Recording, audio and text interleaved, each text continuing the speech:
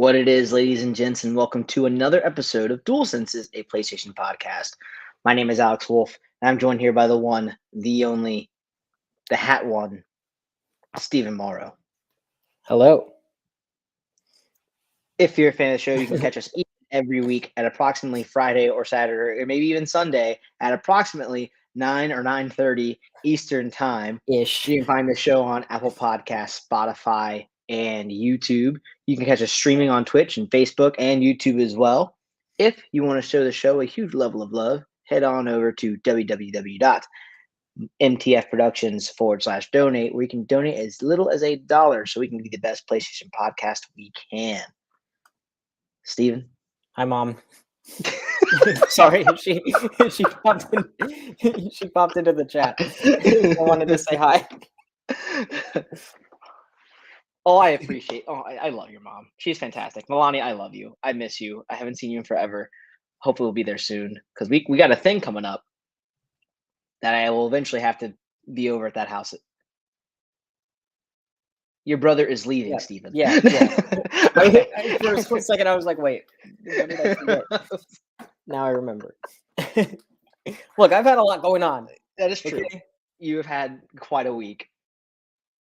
Quite a month. That's quite a year. Yeah. Anyways, how are you doing? I'm doing okay. So it's Mother's Day weekend, and also Happy Mother's Day, Mama Morrow. Happy Mother's Day. So I don't forget to send it tomorrow because I will totally be that person. So it's Mother's Day weekend. So Rachel, I obviously couldn't do anything yesterday with work, but today Rachel and her sister went out and about and just did a bunch of things, visited their moms, all the good stuff. So I took the kiddo today, and it was just me and him. She left at 8 and then came home at 8. So it was a strict 12 hours. And so it wasn't planned by any means. It just kind of happened. They were going to a farmer's market and doing some stuff, and it just worked out that way. And at first I was like, after hour 3, I'm like, she's not coming back right away. I will be doing this by myself for most of the day. I love how it took 3 hours for you to be like, oh yeah. Well, so I already knew she mentioned she'd be out for a few hours. So I gave it 2 or 3 hours she'd be out. So that's what my expectation was. And then it just, once that happened, I'm like, okay. But it was fine. She handles him most of the day. I'm usually at work, this, that, and the other. So I'm like, yeah, why not? It's Mother's Day weekend. If there's ever a day I should do this, it is today. So I was like, all right, so I'm tired. He put up a fight. I came out on top. That's good. That's good. Yeah, she definitely came in and closed the deal. Because when it came to actually putting him to bed, he was not. No, there was no way he was. Well, because you don't have a boob. Exactly. I do not have. Yes, it immensely. It is a secret weapon in many facets. So that was there. But other than that, I'm good. I'm good. I had a good week. I feel like it's the least stressful week I've had in a while. So that's good. Yeah. Yeah. I understand that you have a lot going on, but I got on my PlayStation and I saw that you haven't been online for more than 10 days. So it's a trick. I have set my status as appeared offline. Oh, okay. Because I haven't played a game, and I don't want messages, notifications, or anything popping up to be invited or do this thing while I'm watching Netflix. I'm like, I don't want to be bothered. I just got home, or it's it's 2 a.m. and I'm getting notifications on the app or something hey, do this. I'm like, no, I am tired. Okay. So well, that's fine. You don't have to be actively playing a game. Yeah, it's fine. But I was just like, I don't understand this. Yeah, the PlayStation is turned on, especially the PlayStation 4, because the streaming apps on my smart TV in the playroom are not working. They're that TV is older, so the apps aren't being supported, and it's just.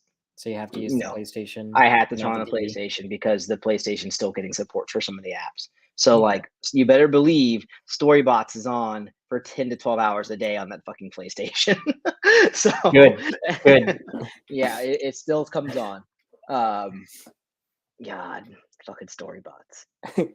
I like the camel song. I enjoy it too, just because it's like the most unexpected noise to hear in the middle. Walk like a camel. Oh. Yeah, it's like that's. But the sad part is, like, for me, I question, like, is that what a camel? Like, I don't know what a camel sounds like. I So don't like think I'm it hearing, sounds like that yeah, though. so but yeah, but then you hear about the screaming goat videos and everything. So it's like Yeah, that's a fair. That's camel's fair. not too far off from a goat, I feel like, in comparison Yeah. to other animals. So I'm like, is that what a camel sounds like? Oh my god, have I gone 28 years without knowing what a camel sounds like? I just learned today that otters are the size of golden retrievers. I thought they were like tiny little puppy-sized things. They're Yeah, fucking huge. holy shit. Okay, that makes sense thinking about it, but holy shit. Yeah. The world is full of surprises. Man, just when you think you know it all, huh? You know what, Steven? It's actually, you know what? I'm actually rather sad. Why are you sad? This is the first show in what, 2, 3 weeks? I do not have a Pepsi Nitro. Oh no. See, I drank one before recording. See, It was my I last one. I need to restock, yeah, but same here. So I ran out 2 days ago, and every time I've gone to the grocery store by my house, they've been sold out. And I'm like, this is fucking ridiculous. And so what really makes me mad though is this is my own fault. So at the grocery store where my place of work is, I can walk down the aisle and there's a whole section of these things in individual cans. Because the grocery store I work in is nothing but like 70 and 80-year-old people. They're not buying soda. Nor are they buying this 16-ounce aesthetically pleasing, tasty, delicious, underappreciated nitro infused cola. Anywho, it's some good shit. I've gotten addicted now. So yeah. thanks for that. So, but Um, I was buying every time I would buy one, and I would be like, I drink that and a bunch of water throughout work. But then I had one can left at the work fridge. I'm like, I'll leave that there for Monday. I'll buy another 4-pack on my way home. And then there was no other 4-pack on the way home, Steven. oh no. So I felt bad. I'm like, I knew I should have fucking taken it. I should have taken it. I should have brought it If you home. see it, you got to get it. You're right. I should have brought it. And I was just like, what is wrong with me? I made a mistake. Honestly, our first mistake was trying it in the first place because now we're hooked. Mhm. It's going to be a problem. This is going to be a problem for the rest of our lives. Not if we make it the solution, Steven. Pepsi, I have tweeted at you twice now. I will bring up your name in every show until I die. All I ask for is a little bit of free swag to help promote Yeah. the excellence that is Pepsi Nitro. I will get Pepsi Nitro tattooed on my body if they provide a lifetime supply. And you know what? He'll do it. 1 can a day. That's all I need Yeah, for the rest of my exactly. life. I've had less soda in this 2 weeks because, and everyone's like, "Well, that doesn't make any sense, Alex. You're drinking all like, why? How's that refraining you?" Because here's the thing: I appreciate nice things, and if this can is telling me that it has to be in a cup, it has to be chilled, and it has to be a hard pour, you better damn believe I chill the can, I make sure I have a cup, and I hard pour that son of a bee. All right, like I go for it. I can't do that all the time. Like I'm not always around cups. Yeah. I can't always buy it when I buy these cans individually or buy a 4-pack, they're not chilled. So it Yeah, makes you got to wait. yeah, it refrains me. I will say, so this might be blasphemous, but I got a little curious. Today, I drank it from the can. It was still chilled, but I drank it from the can, and it was still good. It still drank smooth. You have to drink it kind of fast at first because it starts to foam. But then, once you get past the foam, it was still an enjoyable experience. Still better than regular Pepsi. So I'm not upset. I'm not upset. Another point, another tick mark for Pepsi Nitro.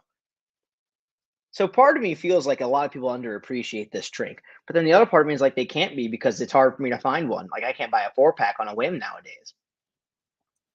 So like, I don't know what's happening. I don't know if they're low supply because Pepsi's like, let's see what happens. So I'm gonna ship it out to you. The amiibo effect, if you will, Or the PlayStation 5 effect. or the PlayStation Maybe 5 there's like a effect. shortage. there's a nitro infused tab shortage going on. So not every Pepsi Nitro can be nitro infused. They end up having to convert. It's got to be regular Pepsi, John. We just can't do it. Yeah, So they got to take out the backwards compatibility in order to push out more units, and it'll just be nitro. No Pepsi. What you don't understand is that in order for the Pepsi Nitro to work, they have to actually build a Pepsi can essentially around a nitro drink because the cell processor and it has to happen in like a split second. And if they get it wrong, they accidentally make a black hole. So it's very particular. And then it's also not compatible with like plastic cups. It has to be a glass cup. A glass. It has to be because so it becomes really hard for people to develop the proper cup. Mm-hmm. It's like crossing streams or splitting an atom. Just can't do it. Oh, hi, Chris. Thanks for joining. We're just talking about Pepsi on this PlayStation podcast. Drink. It is a superior drink. Listen, Pepsi Nitro, it's really fucking good. Yeah, like there's no ifs, ands, or buts about it. The best soft drink. Mm-hmm. We're not sponsored. We're just should be saying this. We should be. You know what? No, Steven, we're sponsored. I'm telling everyone. Worst case scenario, Chris gets it. He gets it. Chris gets it. I'm not a fan of diet drinks, but you know what? If I drink a diet drink, it's gonna be a Diet Pepsi. Now imagine a Diet Pepsi Nitro. I mean, I don't want to imagine that because I still won't drink it because I'll drink a Pepsi Nitro. But it'll still be better than everything else. That's true. The people that need Diet Pepsi or prefer diet drinks, that's their solution. Yeah. What are they going to do? Drink their coffee, Coca-Cola? Disgusting. Blasphemous. Real gross. Kind of fucked up even. But now I'm back to regular Pepsi because, again, I was at home. The sadness. Even the drink looked sad. There was no like. It's the most uneventful amusing thing. So I had to. So it was just me and the kiddo, and I haven't gone grocery shopping in a couple of days, and I need to go. Hold on, I took this down prematurely. I thought we were. But Rachel had the car. She was doing her out and about things. I'm like, well, shit, what am I going to eat? So I ordered Pizza Hut. Because it's the only time I can eat Pizza Hut because Rachel doesn't like it. So I have to order it when I know I have the entire day to myself. Or I know she's eating somewhere else and I'm like, oh, I can splurge. So I did that and had to get a 2 liter of Pepsi ordered with it. And like, this is the same. So as I'm drinking it, it's still good. I still prefer Pepsi, but it just wasn't Pepsi Nitro. So nothing can compete. Nothing can. Steven, we may have just spent almost 15 minutes talking about Pepsi Nitro. Yep. But for approximately 30 to 45 minutes, we have one topic to talk about today. It's a big one, though. It is a big one. So as some of you may have heard, and we mentioned this last week as well, Embracer Group purchased a number of developers and IP rights from Square Enix. I'll kind of go down the brief thing from VGC Video Games Chronicle, posted by Chris Scullion, however you pronounce his name. So the deal sees Embracer Group acquiring Crystal Dynamics, Eidos Montreal, Square Enix Montreal, and a catalog of IPs including Tomb Raider, Deus Ex, Thief, and Legacy of Kain.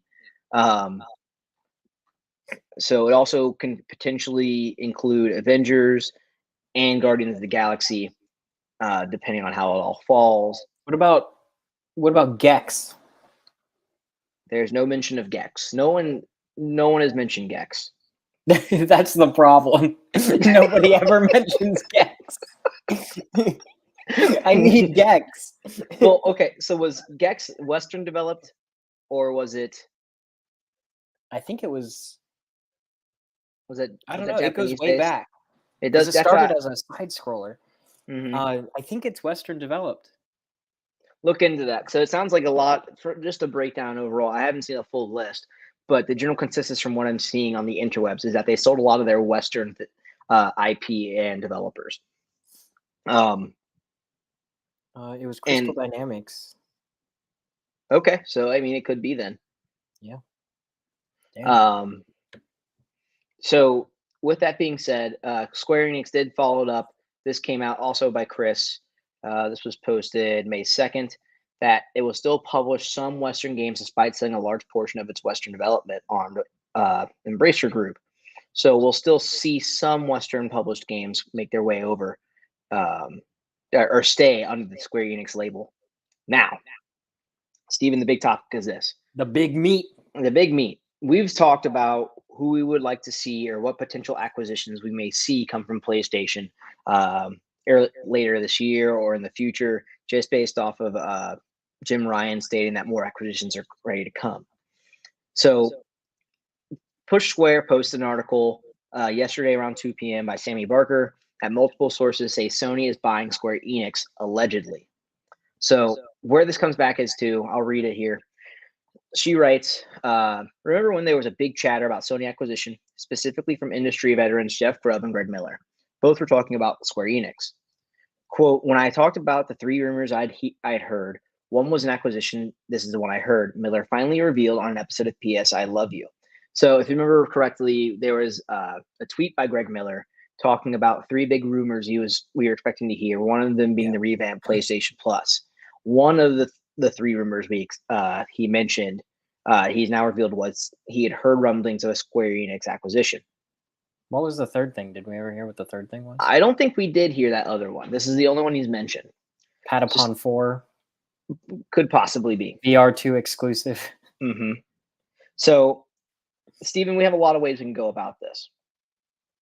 Typically, this also posted in the Push Square articles, and typically when acquisitions of like this caliber happen, or any acquisitions really, we hear about it after paperwork's already been signed. It's no longer a rumor.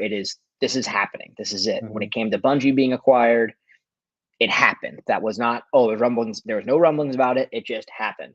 When it came to Microsoft and Xbox purchasing Activision Blizzard, it happened. There was no rumblings, no rumors about it. It was, technically that deal hasn't fully gone through yet.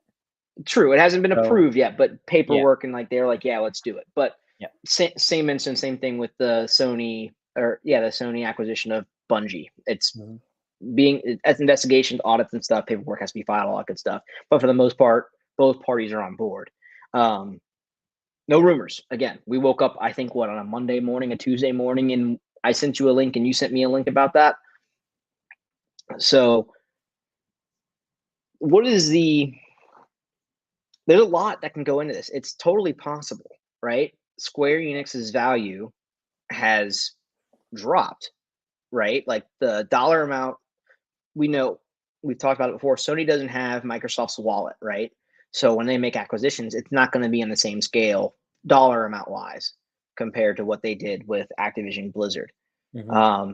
So my thought process is this is more feasible. In the beginning, I was like, I don't see it happening. Square has a lot of stuff they publish on a lot of different consoles. Like, I think, didn't I mention this? Sorry, in the last episode that we recorded when we were together and we were talking about the Embracer Group purchasing the different IP and stuff. I think we talked about, like, you were talking specifically about how you didn't think it was going to happen because of. I don't think it was last episode, but the week before. But yes, okay. The same point was made. Like, they put their stuff on everything. They have so many different IP that are only make their way to their consoles, like, or on certain consoles. Like Final Fantasy will always be will always have a home in PlayStation. Where it's more questionable, we'll see it on an Xbox platform. But games like Triangle Strategy or Octopath Traveler have made their way over to started off on the Switch, and Octopath, making its way to PC, and then eventually Game Pass on the Xbox One and Xbox Series X and S. So it's like they always had a mixed bag. But now that they've sold off a large portion of their own IP and development studios, their value has dropped. I could see them being more affordable for PlayStation to do this. If anything, I wouldn't be surprised if some behind the scenes conversations have happened. And PlayStation is like, we can't afford that price you're wanting to sell for. And they're like, well, we want to sell and we want, to go to you. What do we need to do? And it can be like, well, why don't we sell off some of your IP? And Embracer Group has been buying things left and right since 2020, if not before then. I wonder why it seems like they're splitting their Western and Eastern development just completely. It could be just a matter of management. It's easier, right? Like The simple answer would be Square Enix is a Japanese company, and having to manage and take care of companies based in Montreal or anything in the West, it's just a lot more work than they want to deal with, especially when probably their biggest investment was a Western developed game with Marvel's Avengers, and it flopped financially for the most part. So it's like we don't want to keep investing money in this market when we see a lot more return on our Japanese developed and in-house developed games. Why are we subsidizing so much money to the West only to see nothing come back from it? Like even Guardians of the Galaxy, while it was critically received well, it wasn't a massive commercial success. Deus Ex, same deal, critically acclaimed, but like, is it on the scale that Final Fantasy or Octopath or anything else under their Japanese banner has done? No. So it's just like we'll make more money by trimming down and focusing and putting all of our talents into this smaller bucket than spreading ourselves so thin and getting a marginal return back, if any return, is what I would see behind that. That's what I expect. So it's crazy. That's my first thought process. Like that's all, folks. That was your first thought process. First thought process was there's no way this is going to happen. It makes no sense. Now it's like they're shedding some weight. They're lessening their value. They're looking to be bought out. And PlayStation said, we'll do it, but you got to find a way to get rid of all this stuff. And they did. So now it's very plausible. Yeah. Your thoughts? I have a few thoughts. First of all, I don't like all these companies getting bought up. I don't like it. I think that it's bad for diversity in the industry because I think that the bigger things get, and the more that everything gets squished under the same umbrella, the less likely it is that developers will be able to make their own decisions. And that makes me a little sad. So there's that. I don't want a homogenous game industry where there's only like 3 or 4 companies and everyone is under those 3 or 4 companies.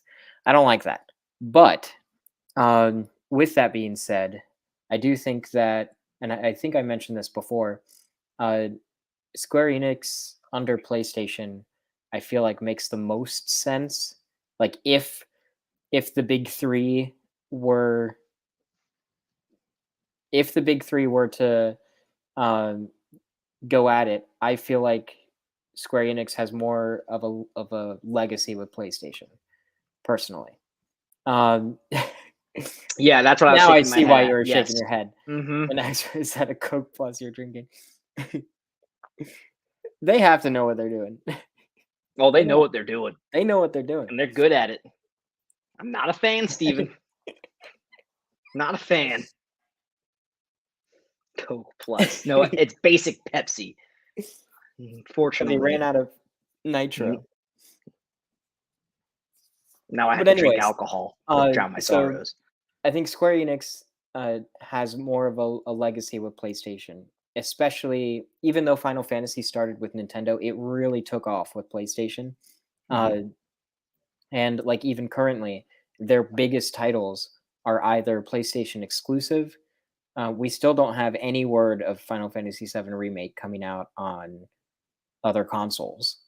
So that's interesting because we were under the impression that was a timed exclusive, but it's been years.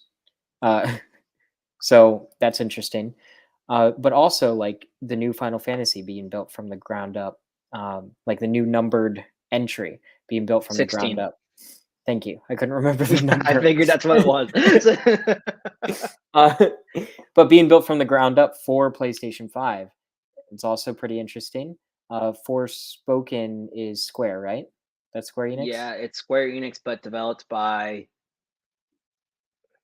I want to say it's developed by either Crystal Dynamics or Eidos. Well, either way, that's a Square Enix title that is completely exclusive. Though I think I'm wrong. Hold on. I think that's actually, I think that's multi-platform, but it was. I'm pulling it up now.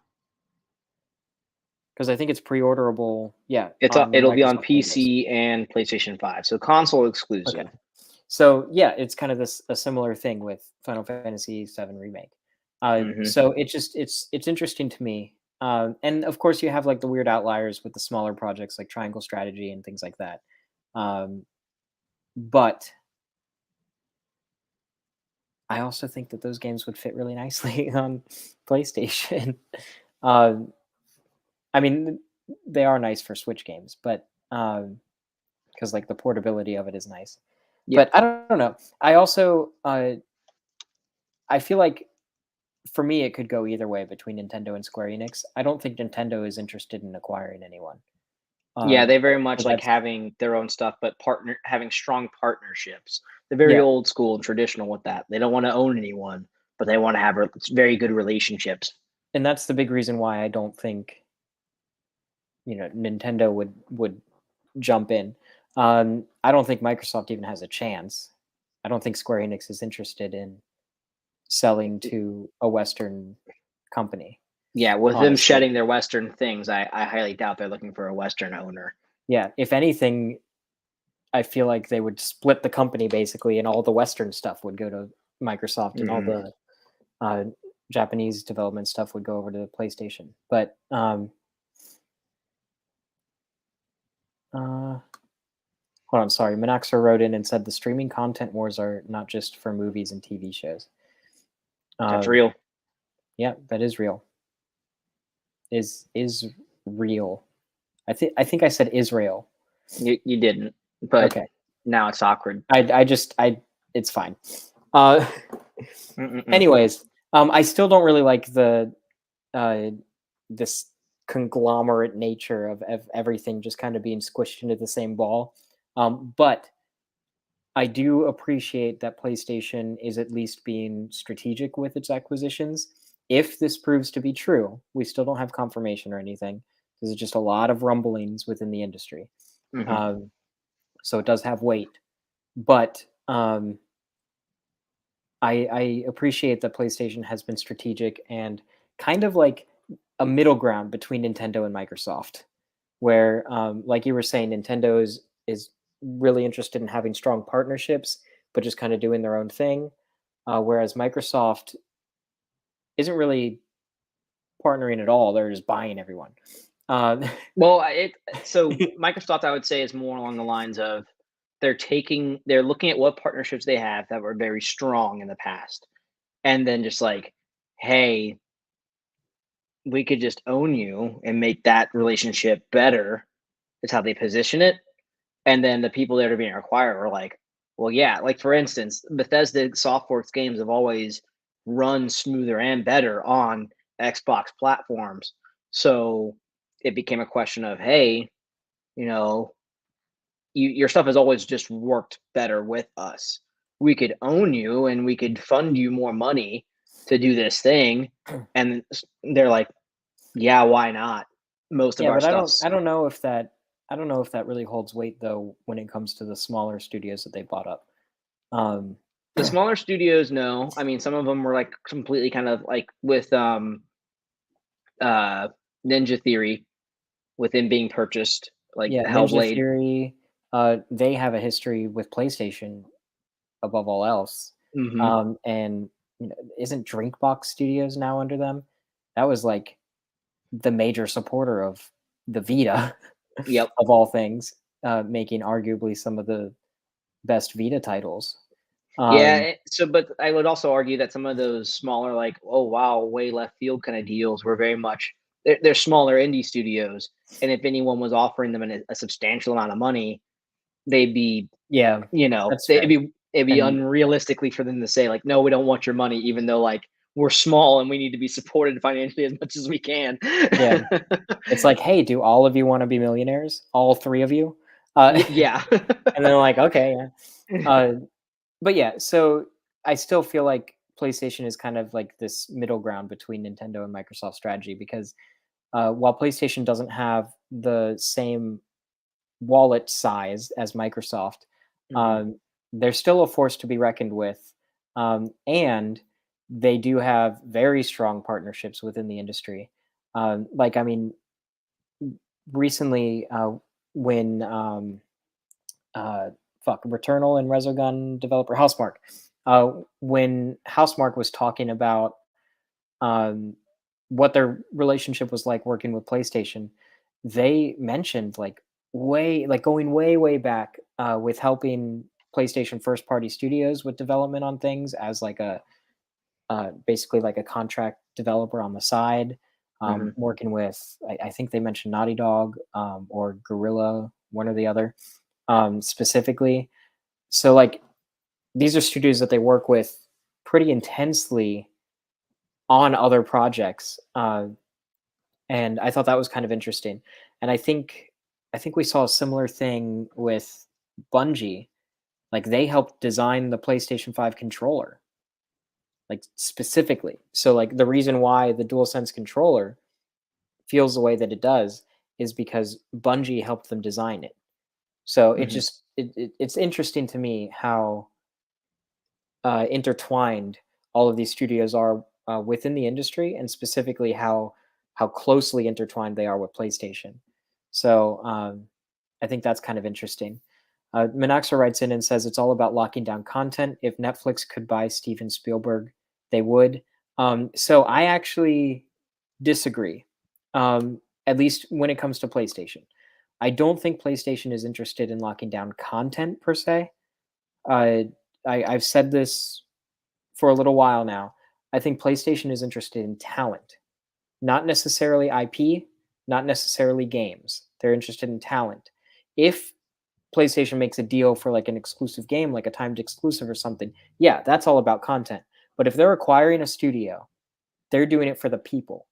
They don't. I don't think they care. Like I don't think PlayStation bought Bungie for Destiny. I think PlayStation bought Bungie because they're arguably the best first-person shooter developers in the industry.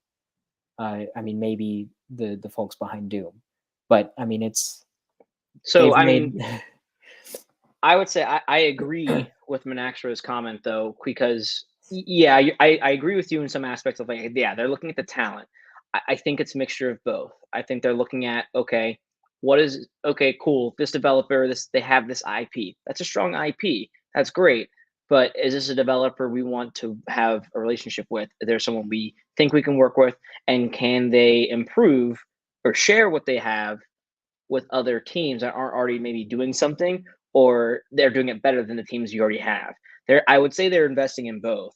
Like they are locking down content for sure, because when they're buying these developers, they're more than likely owning IP as well, right? Um, you're not. That's how you get exclusive games. I mean, the most those games will branch out is they'll stay home on console, but then make their way eventually into PC within 2 years. Um, so yeah, they're investing in the team and that development because they want to make sure they're going to get a strong return on their investment. Because if anything happens with that studio or those IP start failing, they can say, oh, well, this team does really well with this. We can allocate their skills to this other thing we own, or this other project we have coming up. Or, hey, we have an idea for a brand new IP, or we want you to revitalize an IP. Forget what you already have, bring this old thing back, or make this new thing with what the skills you have. But if it's another IP where it's just very, very strong and has a strong legacy, and PlayStation has a long line of legacy games, if they can add to that, you know, why wouldn't they? Yeah, but I also think that PlayStation has a history of kind of neglecting their IP. They're always very forward moving. I mean, they do go back a little bit. Um, I mean, we've seen some, like especially from Blue Point. There was that point in time where they were remaking a lot of different things, like Medieval. They brought back Wipeout with the Omega Collection, like going back a little bit, and now like with stuff like the PSP games coming out with the PlayStation Plus revamp, that's all interesting. But I think for the most part, PlayStation is not interested in necessarily going back to their legacy IP as much as moving forward and like kind of Mm-hmm. pushing the industry in new directions. Um, and I think like even with the Housemarque acquisition, I think that's a good example of okay, this is a studio that's known for having arcadey gameplay, and PlayStation no doubt saw early footage of Returnal or heard early ideas about what they wanted to do, and they were like, okay, this is taking roguelikes into a completely new AAA space, and that's something that we haven't really seen. There's nothing quite like Returnal in terms of like on that scale. And I think that is what they're investing in, is the innovators and the skill and the talent, and the people who will think of the next best thing, as opposed to, oh well, let's release um, another, I don't know, Crash Bandicoot. Like, Yeah. So, but in relation to, like, say the argument now being like them purchasing Square, right? I don't think they're buying Square. If they were to ever acquire Square Enix, I wouldn't say it's because of the talent, right? I mean, Square's good, but I can't remember the last time they did anything on the development side that broke the industry, right? well, I I mean, Final Fantasy VII Remake. Well, I don't think even then that game wasn't like a technical marvel, though, right? I mean, you of all people were a huge critic of some of the issues with that game with presentation and graphics. Like, yeah, they Yeah, have. it was very So, inconsistent, but it yeah, was kind of a sign of innovation within the genre, where like role playing games had kind of become stale, and there were basically two styles. There was turn based, Dragon Quest style, mhm.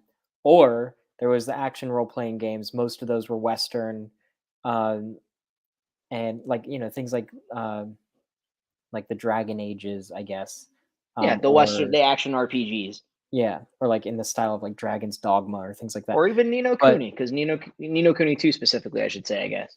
yeah, Um, but I mean, with Final Fantasy VII Remake, it was almost a breath of fresh air in terms of the gameplay, because it was merging those two worlds, or I mhm. should say those two styles, um, in a way that hasn't really been seen. So that's interesting. But Right, but when you're talking from as a whole, though, right? That's one game out of a long list they've done. That's really broken some kind of ground. What I guess what I'm saying is, if they acquire Square, it's IP. It is they are purchasing IP, because I feel like PlayStation would have more to provide to Square on that front, to what they can do with their IP, as opposed to what Square can bring to PlayStation's front of things. Um, unless, and hear me out, mhm. unless there's something that we haven't seen yet, just like Yeah, with Housemark, arguably, where mhm. they saw something and they locked them in. Just like with what's the new studio that was just formed where they're doing the live service? Haven.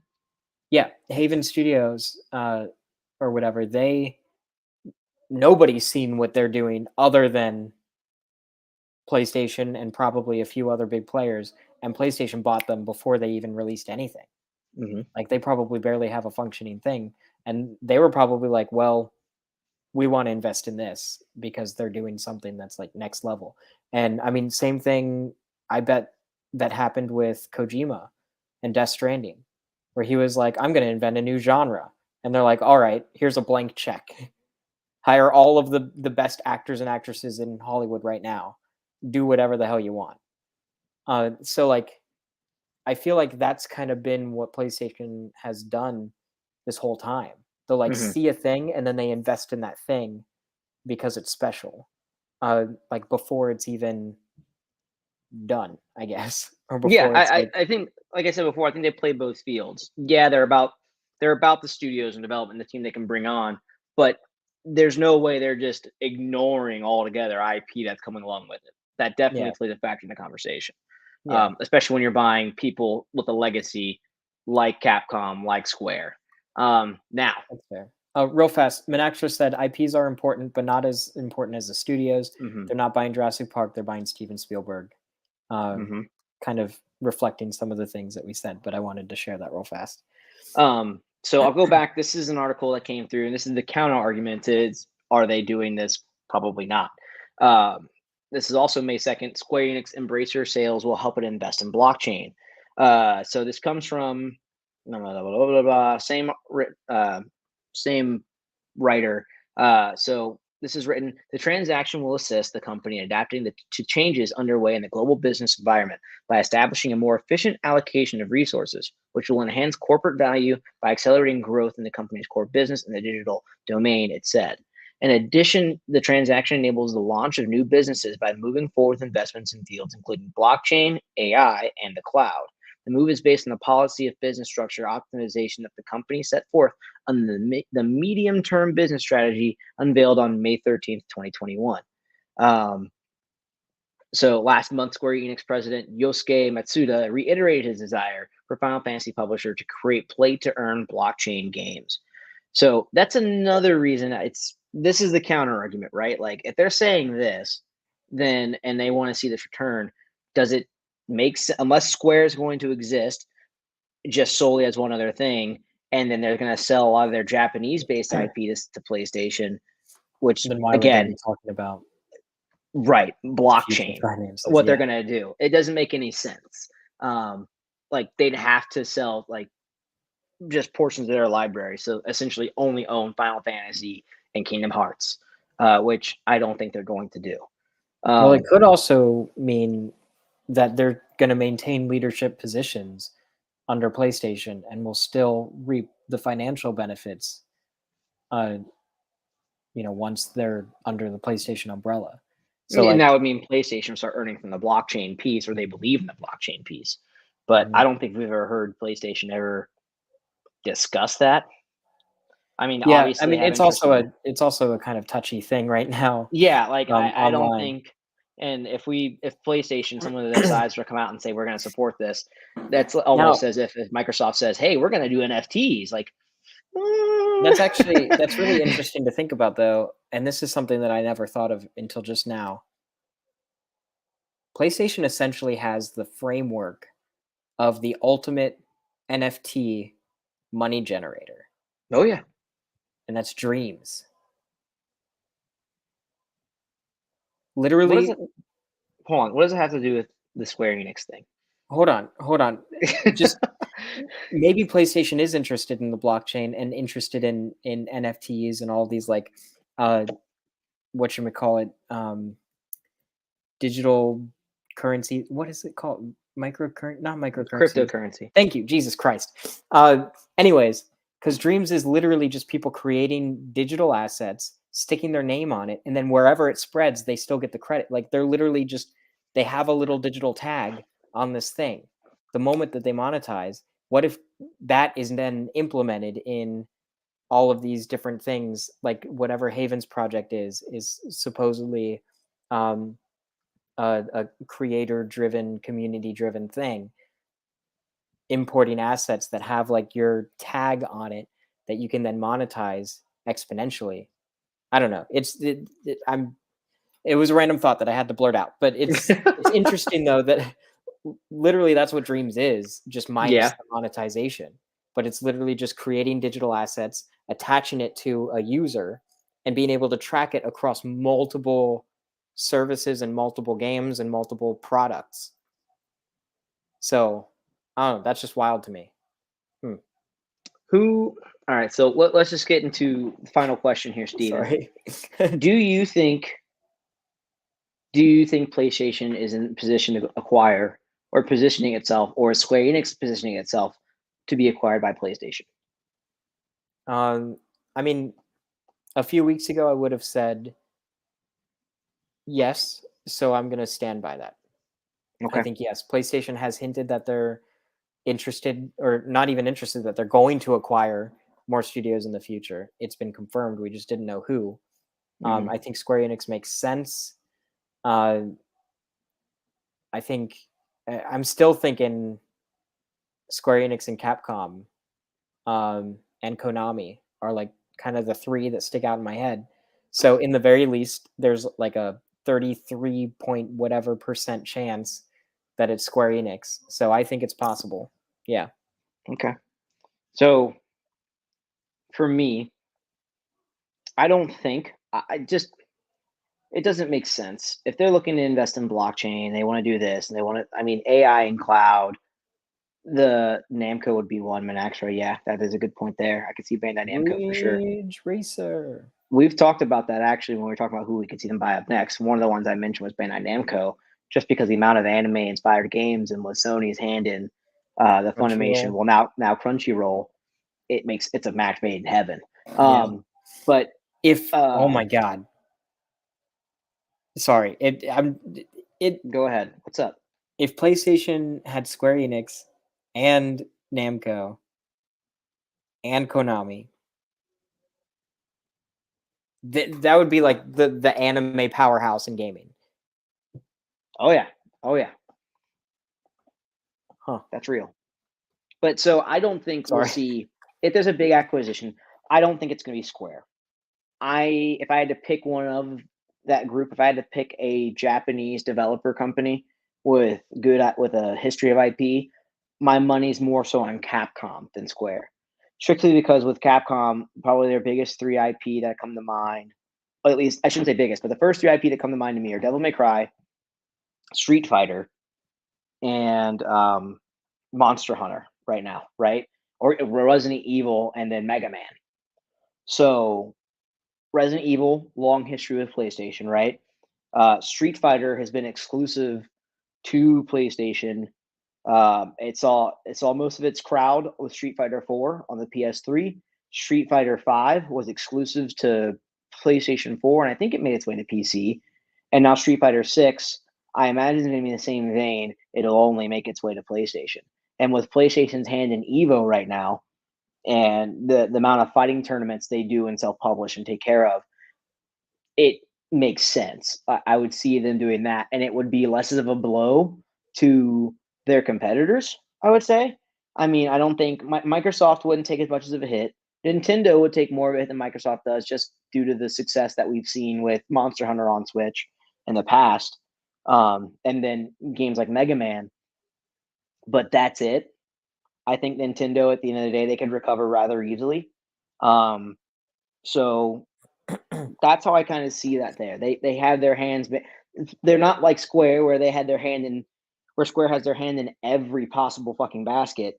Capcom very much like they have a few things here and there, but a majority of those things either originated or stayed and were stayed true.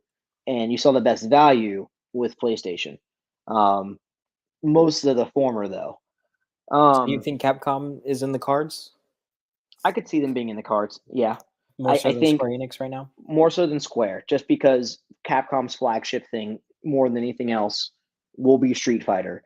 And if Street Fighter ends up remaining an exclusive, I think Capcom will be okay with taking that blow of pulling Monster Hunter off of Xbox, off of Switch, just knowing that they'll get more traction on a PlayStation console. Um, that's that's where believe in the heart of the cards. That's where I see Konami. that's what I think will be the case. I think Capcom makes the most sense just because they're not going to be as expensive as Square.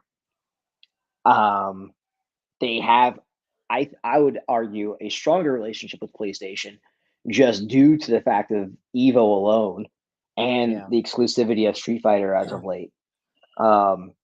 It just makes the most sense. Granted, with Square, it is Square has we've the thing with Square. The only thing that makes sense for me, the acquisition, is if this stuff has been planned for years. Like I would say since development of Final Fantasy VII Remake, because we did hear about it coming on the Xbox. That was talked about, and it was said it'll happen eventually. And here we are. That game's been re-released on PlayStation 5, and it's been re-released on PC, and still no sign of it, no talk of when it's coming to Xbox. I imagine conversations shifted, and PlayStation's like, hey, let's talk partnership, let's talk acquisition. And I could see Square saying, you couldn't afford us, and PlayStation going, you're right. What would it take? And Square's like, well, hey, we're losing. And then Avengers happened, where Square started losing money on this massive investment And on then a Western. PlayStation's like, hey.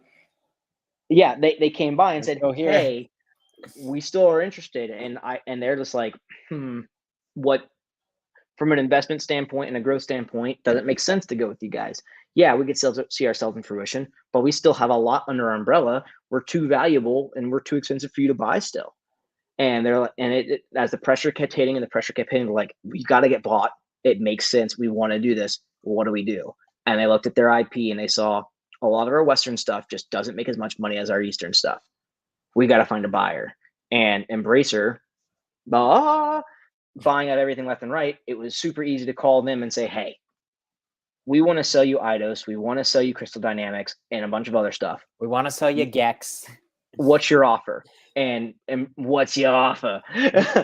What's your offer? There it is. And Eustace from Courage Cowardly Dog there, for those who don't get it. And Embracer's like this, and they're like, okay. And now Square's coming back and saying, hey, our value went down. This is what we want to do.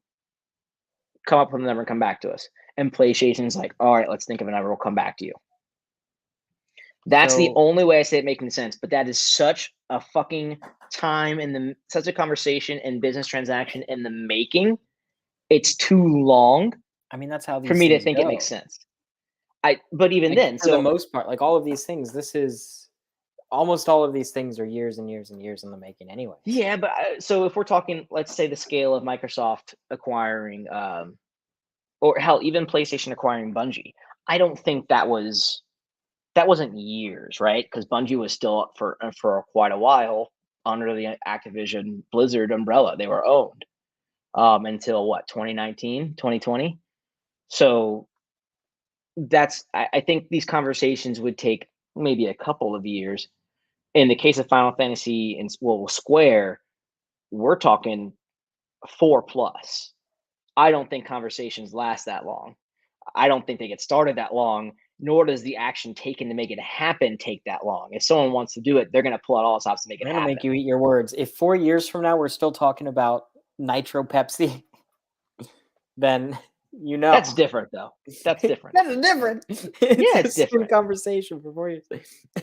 Yeah, that's different. I can afford to go out and buy a small 4-pack of Pepsi Nitro on a weekly basis and make it last. And it's easy for me to get on a podcast once a week and say, hey, go drink Pepsi Nitro.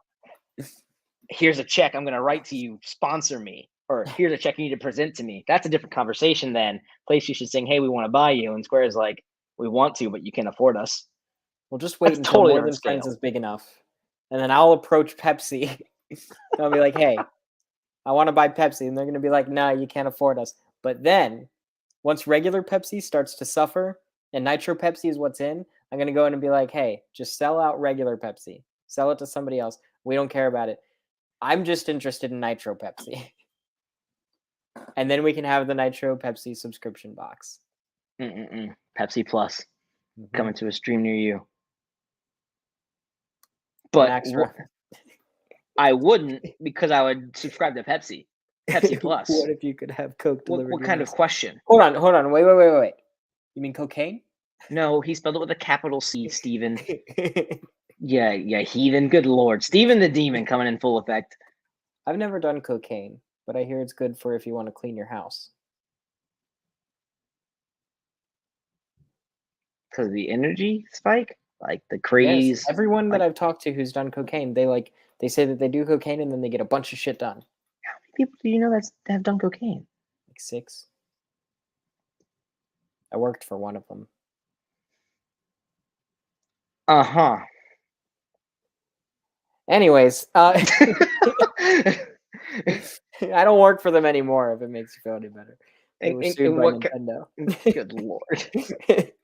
It's a long story. Oy. Anyways. Any hooser. Yeah, I think the whole thing is interesting. The fact that there's this many rumblings where now it's getting...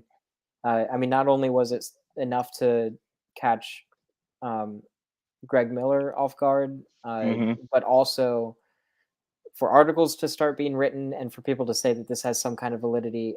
I feel like when there's smoke, there's fire. So something is happening. Well, see, that's the thing. That we've never had smoke in a situation like this before. We've all just had the fire. We've just had a lot of smoke this whole time. PlayStation Home, smoke. That's smoke and mirrors. Ain't happening. It's coming. No, it's smoke. And mirrors. Smoke. And mirrors. But mostly smoke. It's a house full of smoke, and then there's the bathroom mirror, and that's it. Yeah. And it's just me standing in front of the mirror staring into it. It's you riding PlayStation Home in the smoke, just home. In the reflection, it's not me, it's my PlayStation Home avatar. Oh Jesus, And, that's like, I put my terrifying. 'Cause those hand up things to are the fucking mirror, and then creepy. he puts his hand up to the mirror. No, he very choppily puts his hand up to the mirror because the frame rate's dropping with every. And then a little bubble pops up. Mm-mm-mm. Then he starts doing a little dance, Oh, doing the Running Man. Minactra says, "Can I put my NFTs in my PlayStation Home house?" In the future, when the PlayStation Home revamp comes out, yes. that would be a You missed just have opportunity to if they didn't. In all you have to honesty, create them in Dreams, and then you import your Dreams creations into PlayStation Home, so you can have a T-shirt with your Dreams image on it. I don't know. There's honestly a lot of shit that they can do. but There's then a a lot of shit massive. they can do. But on your shirt, there's a massive watermark on it, like almost encompasses the entire NFT that says "Made in Dreams." Yeah. It actually just says "Made in Dreams." You have to click the shirt in order to access the actual image, and then you have to pay like a penny. Beautiful. Good Lord. Well, ladies and gents, thank you for joining us on another episode of Dual Senses, a PlayStation podcast. You can catch us either Friday, Saturday, or Sunday, depending on what we want to do, at either sometime between 9 and 9:30 Eastern time. You can catch us on Apple Podcasts, Spotify, and YouTube. You can catch us streaming live through YouTube, Facebook, and Twitch. If you're a fan of the show, by all means, put in comments, like, share, subscribe, all the things. If you want to show us a huge level of love, make your way over to www.ntfproductions.com/donate, where you can donate as little as $1. That's all I got for you. Yeah, even though we only had one topic, that was a good discussion. It was good. It was a good one. So No, we don't subscribe to Coke Plus. Buy Pepsi Nitro. Damn it. We almost made it.